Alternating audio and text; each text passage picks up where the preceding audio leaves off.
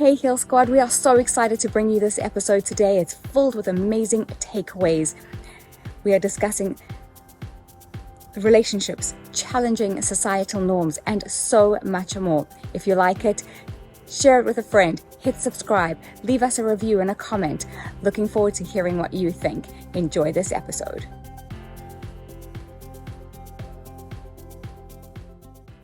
Hello, everybody. Welcome to Better Together. When you know better, you get better.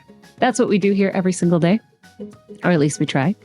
Our quote of the day: release your attachments to how things ought to be and instead surrender to how they actually are.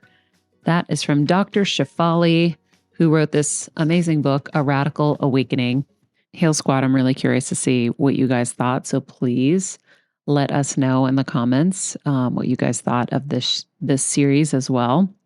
And what you're thinking about the series, like the themed weeks where we're keeping it on kind of the same topic in a sense. I hope it's making you feel less like juggled up. Like one day we're here, the other day we're, in the whole other extreme of the other side of the world. Like it's like North Pole, South Pole. Oh my God, now we're going the West, the West, the East. Does that make sense? You know what I'm saying. To the Indies, yeah. To the Indies. So let us know what you guys are thinking because we love the feedback.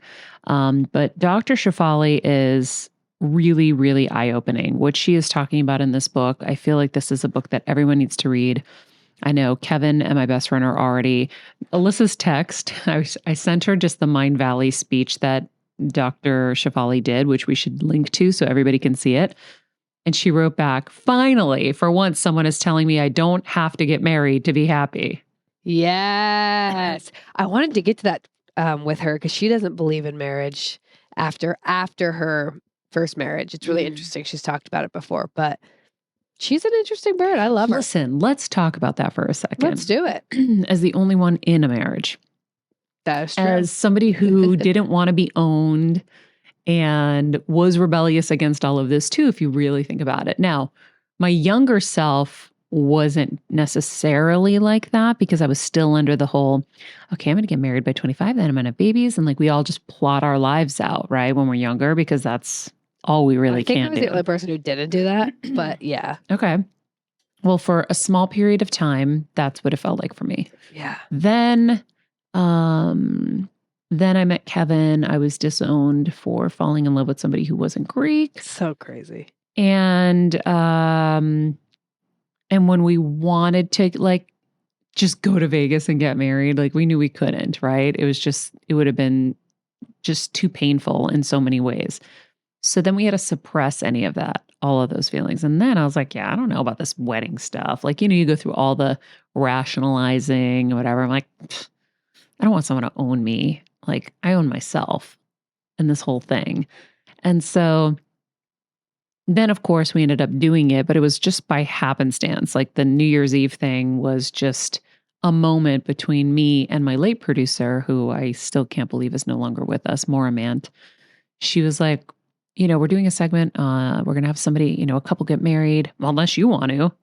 And I was like, ew, no. And then the more I thought about it, I go, wait, hold up.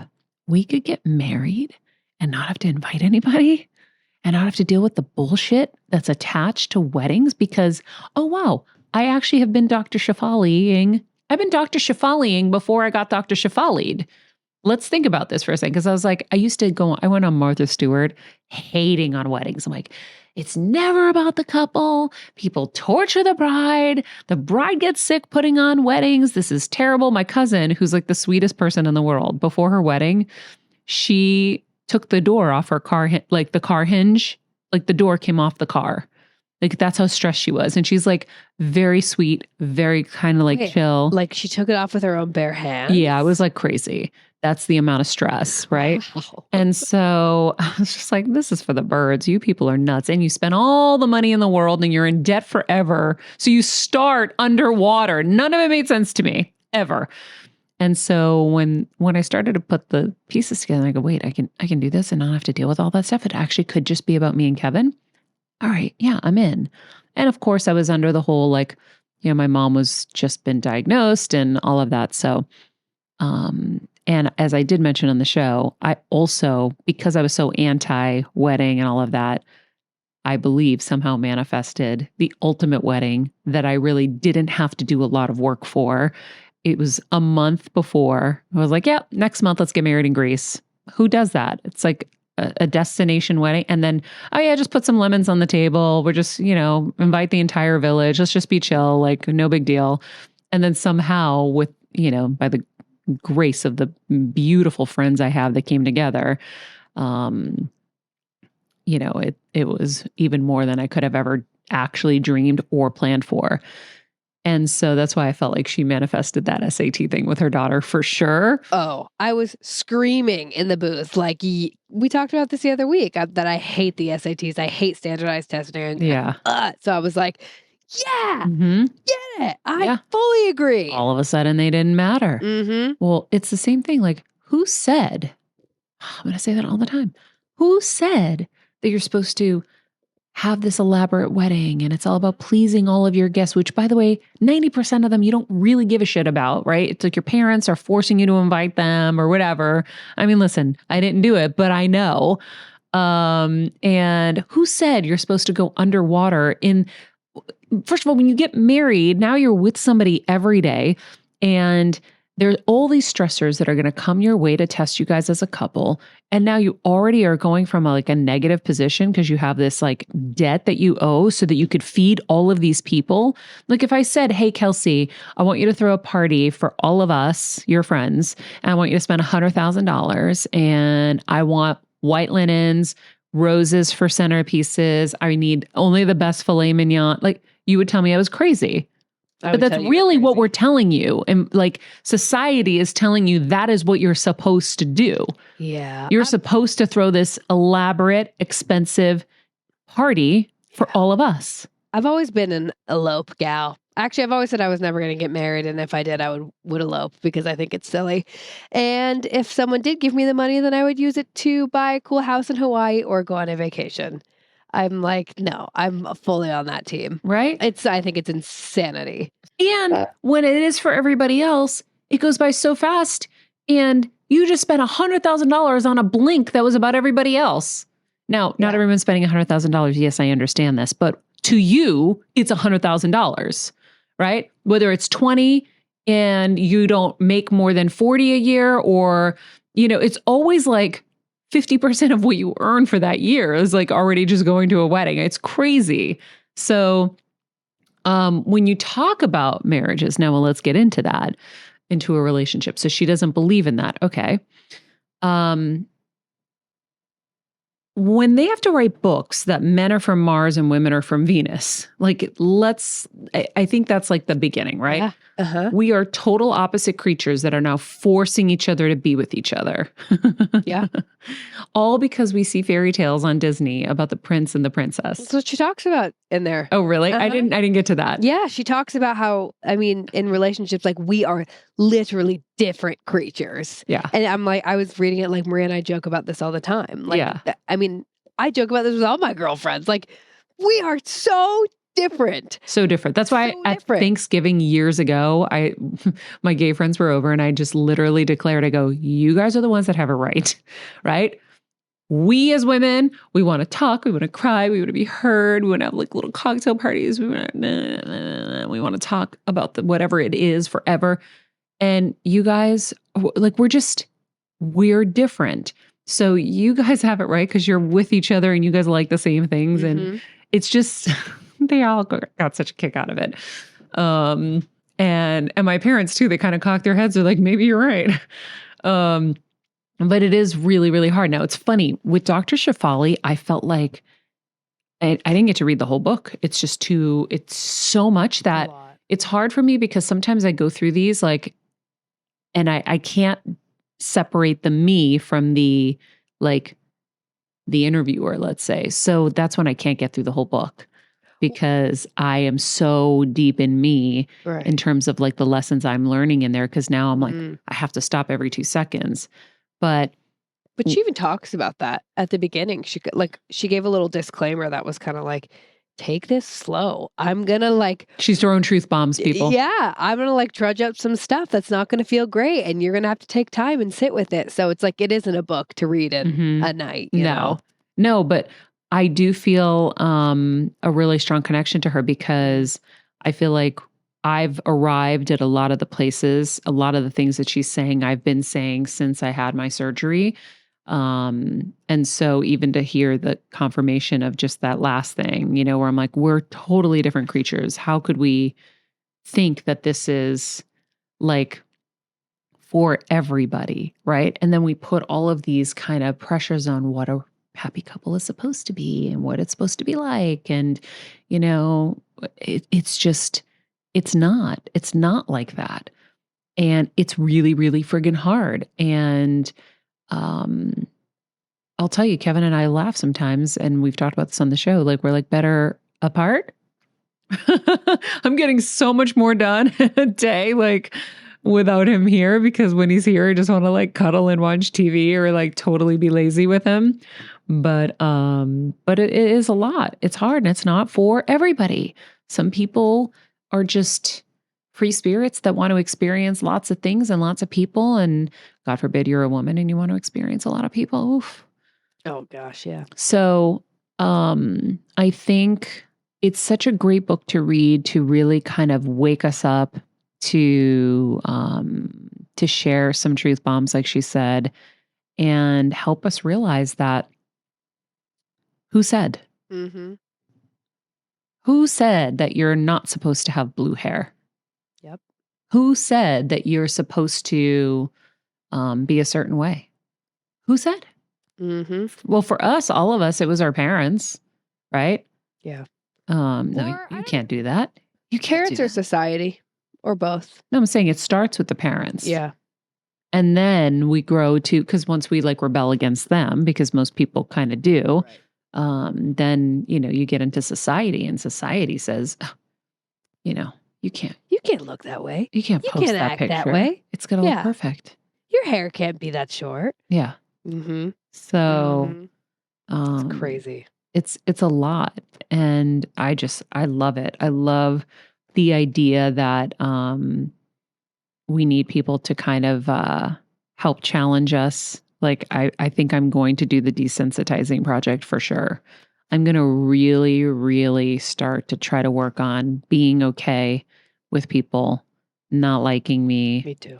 And me not always having to put on the show to make everybody feel good, or also having to dim my light to make everybody feel comfortable. Yep. Mel Robbins put me in my place. I think a few people have put me in my place by now. And it's stuff that I'm working on. It's just I haven't mastered it yet. Right. Right. I'm going to do the same. I'm also taking a moratorium, as she said. Okay. Which I actually feel like I'm already kind of doing so with like, while I'm healing my stomach, because I had this doctor she was like, great, you can keep doing everything you're doing, but if you don't actually chill out and take care of yourself, all the pills and supplements aren't going to work. Mm-hmm. So I like that idea of, you know, like, I'm just taking a moratorium for myself. I don't need to be everyone's everything at this moment in time. No. I need to take care of me. Yeah. And if you guys, all my friends, like, if you guys just want to drink and you're not chill with me not being able to, then it is what it is. And that's not the case. But with some people, it might be. I haven't run into that yet. But if it is, like, sorry, I'm taking a moratorium. Yeah. But see, you already feel the guilt. Ever. That's why they haven't even said anything to you, it sounds like. Necessarily. I actually really don't. I don't feel the guilt. I guess I'm just prefacing that because I'm saying that actually hasn't happened. I don't want to like throw anyone under the bus who it hasn't happened. But you are already thinking that is what my point is. Right. There is a guilt under there that you're already anticipating. Yes. I get what you're saying. Yeah. Yeah. Totally. And I think it's me wanting to please, right? It's me wanting to, it's also a habit. It's also a way of life. It's like, I've lived that way. Like, oh, okay, let's go out. Let's do something on the weekends. Now that's going to have to change because I can't do that. Then I'm like, what do? I can't just sit with myself. I don't know how to do that. So it's all of these, anyways, all of these things that are bubbling up during my moratorium. Yeah. I think that's a big one for us extroverts is sitting with ourselves. And I never used to be good at it either. Oh, it's so hard. And then I fell in love with it. I was like, oh my How? God. I just started doing it. I started like feeling and being like, oh, this feels awesome. I don't have to always be on. I can actually I would go to Soho House and just sit by myself and write and work. And it felt so good where, I mean, first of all, you can go do that stuff. I have an added layer of being known. So there's like the protection barrier of somebody is always nice. And I just had lots of scary experiences in life. So I just don't like to be alone. But I felt safe there. So I was like, okay, I'm good.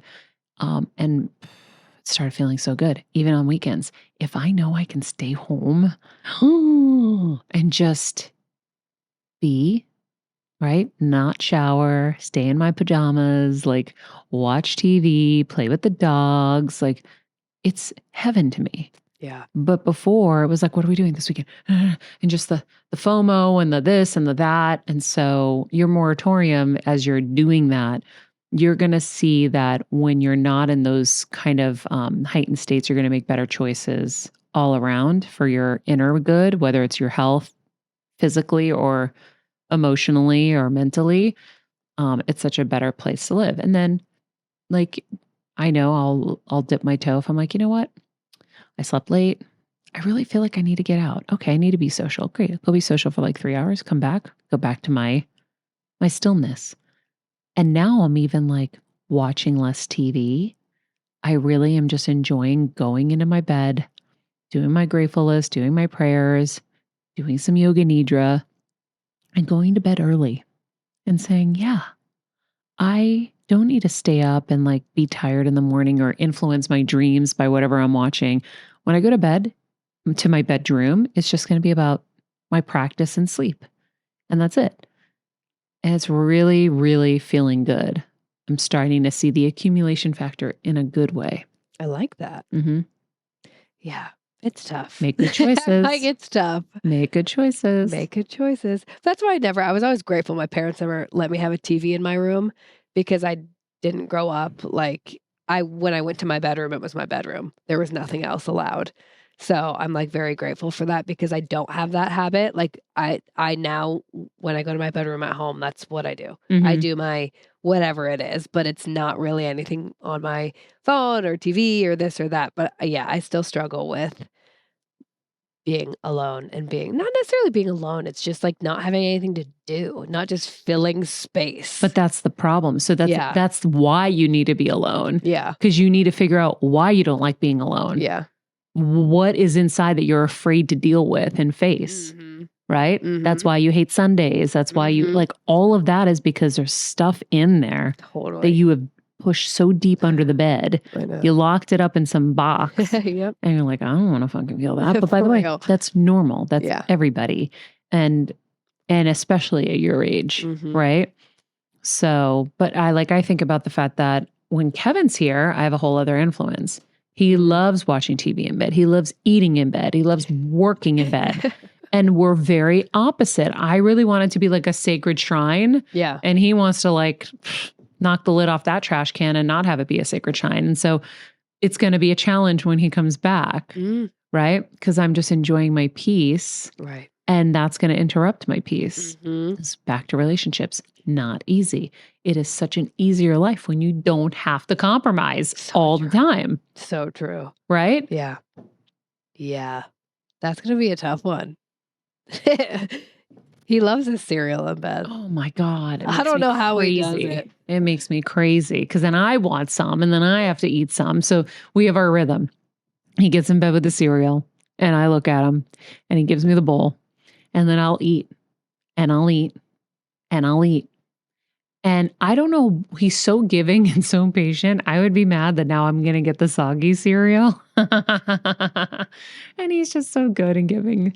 Then I give it back to him and then that's it. Hilarious. So, yeah. I think the extreme example of giving is like she says in the book, she's like, I was driving by a bus stop. I saw some person who needed help or whatever. Or like, I think it was like a homeless person or something. I don't remember this line. Yeah. And she said that Here, I have it right here. I marked it. So let me get it right, actually. Get it right. Let me get it right. 1 second. Okay. If I passed a bus stop in my car, I fought the urge to stop and offer someone a ride with little thought for my own plans. Or if someone was in financial duress, I wanted to step in and take care of all their woes for them. I finally had to ask myself, did they ask for help? The answer was no. My desire to excessively invade boundaries to help people hardly ever came from the other. It was something I made up in my head. This naturally led me to inquire, where is the need to save coming from? I soon came to see how this was a mask for something deeper. My savior had a darker side. Yes, it was loving and kind, but its extreme nature showed me that it was fulfilling an inner longing. I had so much empathy and compassion for the pain of others that I wanted to ease their struggles. On the other hand, I was so uncomfortable with their tears that I was actually trying to save myself from the pain of seeing them suffer. Ooh. And so I think that it's like what I anything in extremes is the point, right? Like I don't want to discourage you, Pooja, from being, kind and compassionate to somebody because you're like, I'm going to just think about myself, right? Because we have enough of that too. Mm-hmm. Yeah. But it's the extremes. It's giving when you have nothing. Mm-hmm. And I don't mean financially, because there's some really cool examples of people who have done really unbelievable things. But it's when your tank is empty and you're dying, and then you feel like you have to be the martyr to help everybody else. It's people that, are really ill and still can't say no and still can't hold any boundaries. And this is just going to make them more ill. It's like, it's the extreme nature of it, right? Yeah. And by the way, when you start to see that, then it's a signal to say, well, why am I like this? And then go back in and do the deeper work. So it doesn't mean that we have to be extreme the other way now and be like, you all are on your own. But it's like what I talked about with Esther Hicks a while ago. It's like when you're we're individuals for a reason. We're not supposed to look externally for, approval, gratification, validation, or for someone to rescue us or save us or any of that. Like that's why we're individual. We're supposed to look within. It doesn't mean though that we don't need a helping hand. It doesn't mean that we don't need a friend to listen or advice or anything like that. It's about building a strong foundation or rebuilding your foundation and finding your authentic voice in everything and living as authentically as you can and knowing that any extreme is not good. Yeah. And I think that's kind of where you have to interpret things carefully, right? It's not, we don't want the me culture either, but we don't want to die as martyrs. Like we don't want to die for the cause of like what being a woman today is supposed to look like. Right. Yeah. That's tough. She talks a lot about, like being addicted to being needed. Right. And like the codependency we all have and carry. And I think that, it's just so ingrained in us. Like it's so ingrained in us. It's going to take some like serious deprogramming. Yeah. But that's what we do here every single day. That's right. Right. We're awakening people every single day with this show. Yeah. To look a little deeper, to acknowledge that's even happening. Look under that bed and see what's going on. Look under the hood. Yeah. And at least start seeing that there's another perspective, that there's maybe another way, that there's some things that need to be, worked on and then go from there. Because as she said, there are going to be many awakenings for all of us if we're kind of doing it, right? If we're following those breadcrumbs to that awakening, or if we're like, it's easier to go backwards and go to the old way. It is easier to follow the norm. It's easier to be the sheep, right? I'm sure there's like a zillion parables that I can't recite right now that talk about Follow the herd, yeah. But she also, I think it was in her Mind Valley speech, was kind of going into Dr. Rao territory, where it was like good thing, bad thing, who knows, right? Like we don't really know what's good and bad technically. Like the bad ends up giving us good. Like she said, through pain comes purpose, comes awakening. So even the bad things in our lives can be viewed as good. Right. So can't the good things that we think be viewed as bad too? Yeah.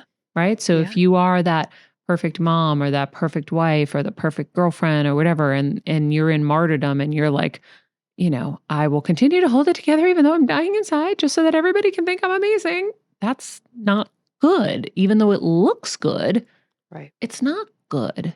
But then it's like, looks good to who? Like, it's just all so crazy when you really start to like pull away these layers like she's talking about. I'm like, who are we trying to impress?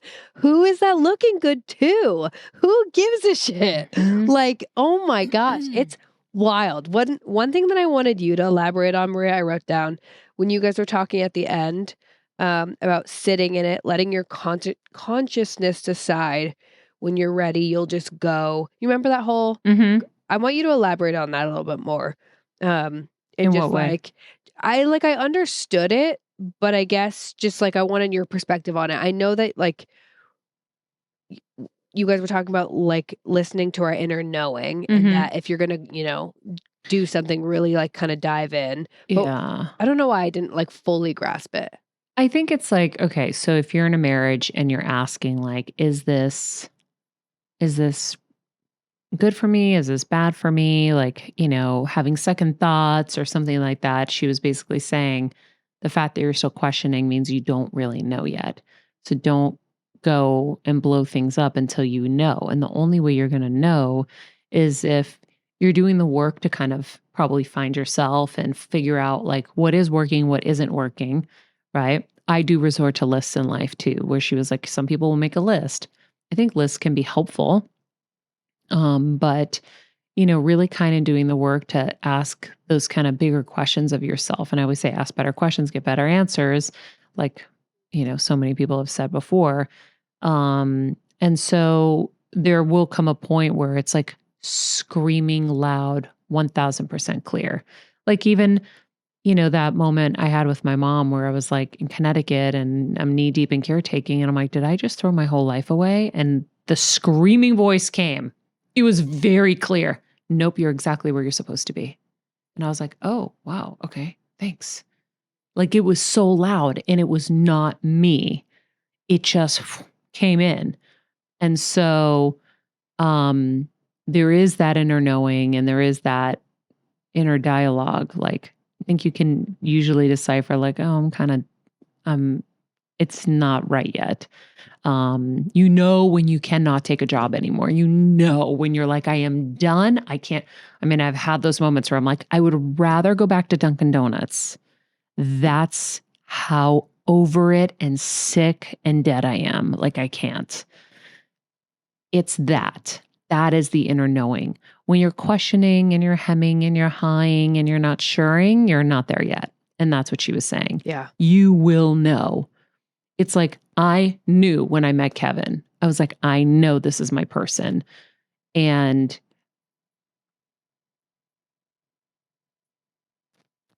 I'm trying to think of another example. Something almost popped in my head and then I lost it. I knew I was dying to be me after surgery or like before surgery. I was like, I couldn't even stand up at work anymore. I was like, I had nothing left. Yeah. And I was in so much pain and I was ignoring my pain for so long because I just thought I was crazy. And I was dying to be me, but I didn't even know who me was anymore. Right. Right? Mm-hmm. Because there's all these new identities you take on. And there's, you know, and for me to play in all the worlds I had to play in, I had to be a different version of myself, right? When I was at Nightly News, I had to be a more serious Maria. When I was at Access Hollywood, I had to be fun Maria. When I was at the Today Show, I had to be conservative, fun Maria, but like acceptable for mornings Maria. And then, you know, when I'm acting, I'm a whole other person. Forget that. And, you know, when I'm with my parents, I'm like, you know, a whole other person. It's like, you're playing a lot of roles. It's exhausting. Yeah.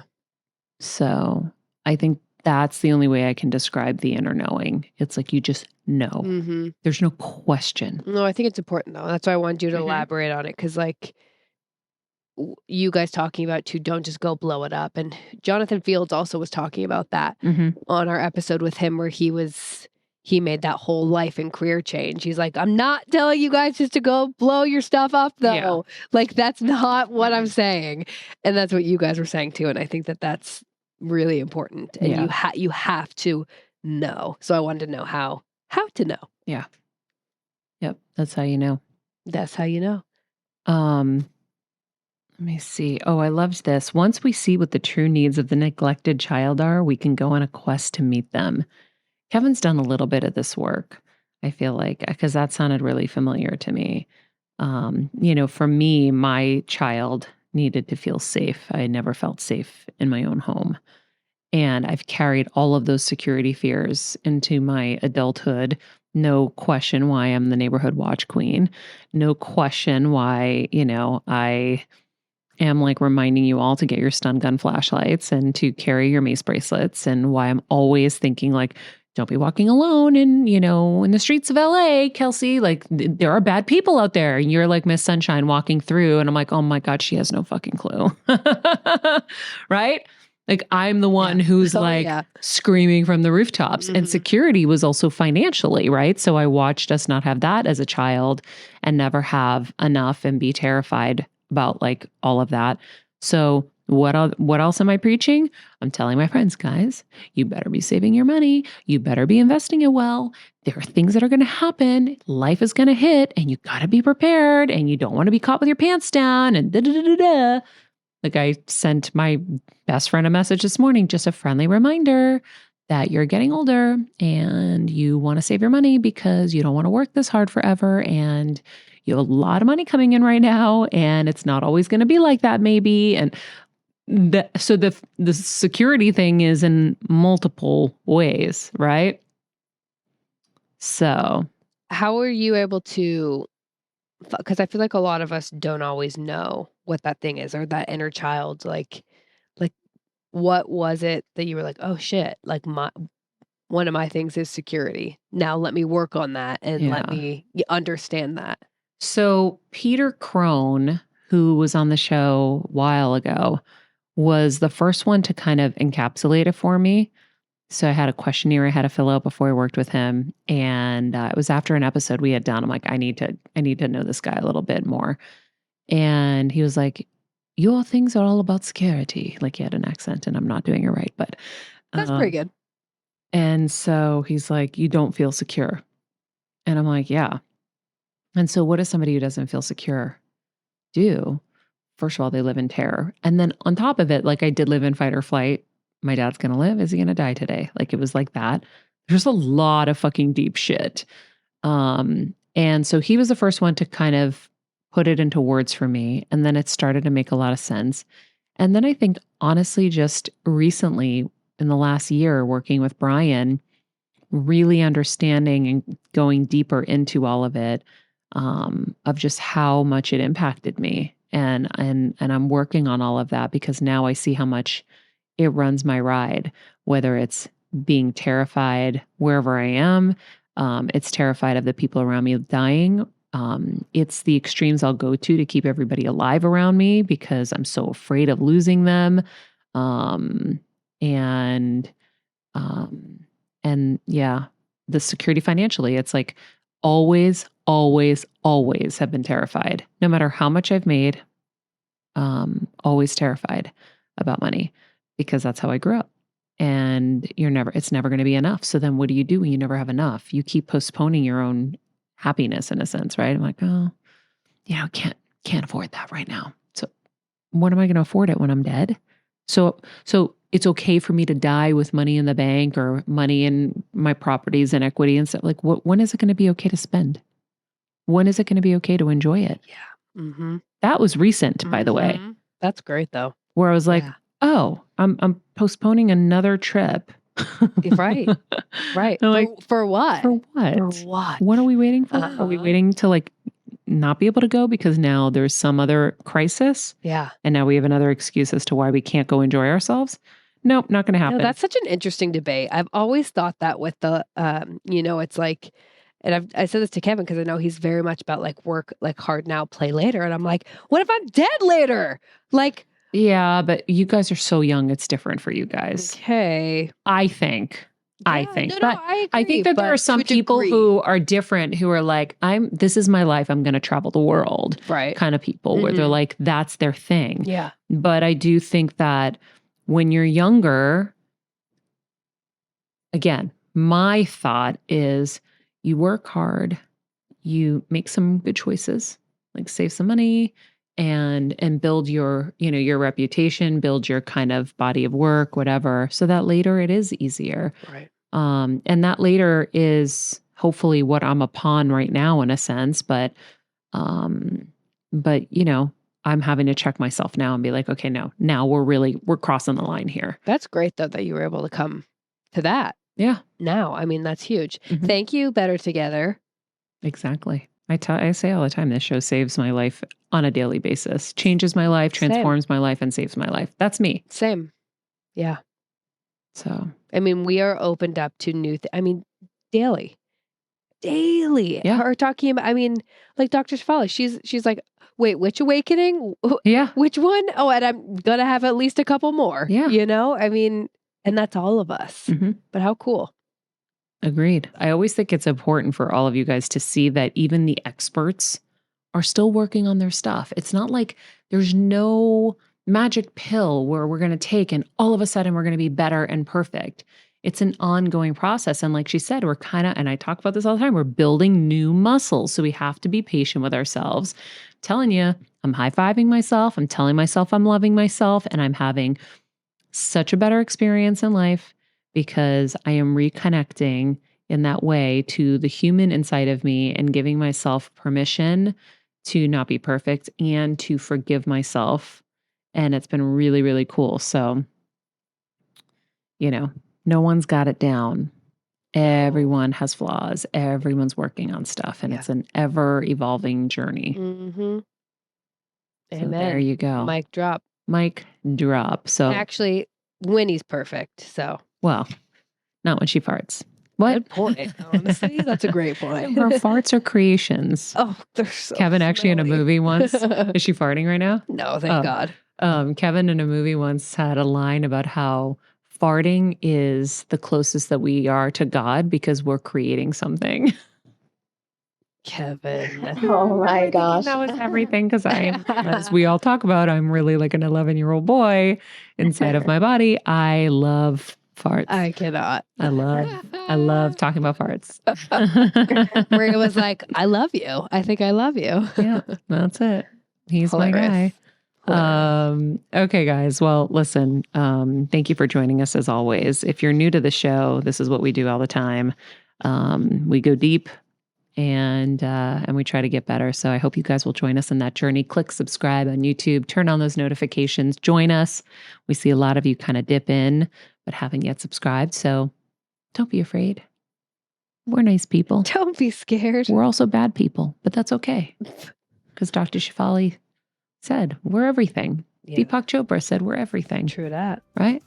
And so anyhow, thank you to everybody who is flooding us with Apple Podcast reviews. Please keep them coming. We are trying to get to 2K by the end of the year. With your help, we will get there. And it really just helps us let people know that the show is a good place to be. So the best place to be. With that, be nice people, make good choices, and be present. This podcast and all related content published or distributed by or on behalf of Maria Menounos or mariamenounos.com is for informational purposes only and may include information that is general in nature and that is not specific to you. Any information or opinions expressed or contained herein are not intended to serve as or replace medical advice, nor to diagnose, prescribe, or treat any disease, condition, illness, or injury, and you should consult the healthcare professional of your choice regarding all matters concerning your health, including before beginning any exercise, weight loss, or healthcare program. If you have or suspect you may have a healthcare emergency, please contact a qualified healthcare professional for treatment. Any information or opinions provided by a guest expert or host featured within website or on company's podcast are their own, not those of Maria Menounos or the company. Accordingly, Maria Menounos and the company cannot be responsible for any results or consequences or actions you may take based on information or opinions.